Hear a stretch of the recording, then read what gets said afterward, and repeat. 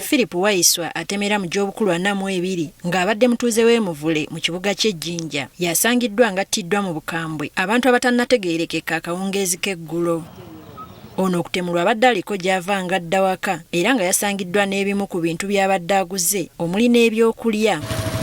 Okusinziira ku booluganda lw'omugenzi ono abadde atera okudda ng'obudde bugenze kyokka nga tabadde na buzibu bwonna nga kino kibakubye enkyukwe. Nadde ndowooza bamusaze wano kaso naye bane n'abapoliisi bava okujja bamukyusiza nga wano tewali naye omutwe gubadde gulaga nti bamukubyeko nyamayenda gali amanene agabadde awo. 12 owa boda atuyise nakonkona jogeti nnyo neŋŋamba ono abankuumakawo n'akava ku kitanda neŋŋamba ono nti ani ali kukoona atyo ona ati Filipo takoona era amukanyi Filipo takoona nti Filipo abuuka bubuuke mperano bwekoze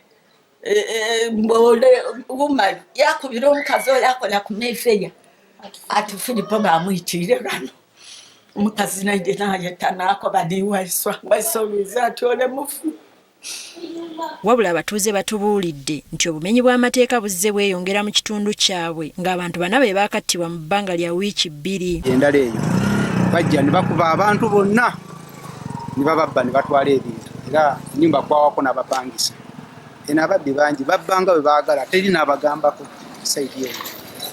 Nije buvuddeko abigako eyo eyo gwe bayitira wansi eri ku lweyirenga ku Kadama Road bamusanga mu nju nga bamutugidde awo kwegamba byokwerinda byonna tetulina mirembe naddala mu sizoni eno enkulu. Bano bagamba nti okuva poliisi lwe yasengulwa mu kitundu kyabwe obumenyi bw'amateeka buzze bweyongera ekyongedde okubeeraliikiriza. Yaliwa byokwerinda byali nga birungi naye bukyawe bajjayo ka poliisi awo wansi awo poste yali yakumagwa obutemu bweyongera ku kitundu kyaffe kuno kale kwegamba emirembe tetulina tetumanyi tulaga ate neno side yajjayo ebifo kati ng'olaba leirwe waliwo abantu abasobola ku leirwe bangi ange eno teri security buli babbi bwe bajja nti bajje ekyabwe kirina okukola ki okutuukirira kati wali gwe bagenda kukola ki kwebuuzaako. Wano we basinzidde ne basaba ab'ebyokwerinda okwongeramu amaanyi mu kulawuna naddala mu kiseera kino eky'ennaku enkulu. Tukikwatako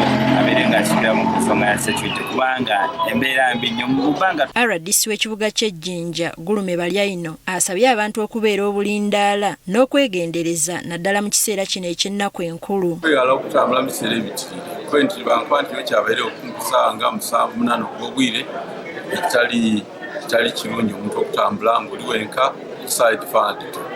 Nenda akubiriza abantu bisabye tulimu twekuume. Wano wasabidde abatuuze okukolagana n'ab'ebyokwerinda okulaba nga balwanyisa ebikolwa bino. Mwongere n'otukobera abantu abakyamu abali kubanga mitundu emwe kuba mukozesa amaiso omunwa n'amatu okukobera security nti gano waliwo obuzibu tuyingirewo tubone tunalwanagana n'embeera efaananyi. Gw'omulambo gutwaliddwa mu ggwanika Ejjinja ng'okunoonyereza bwe kugenda mu maaso.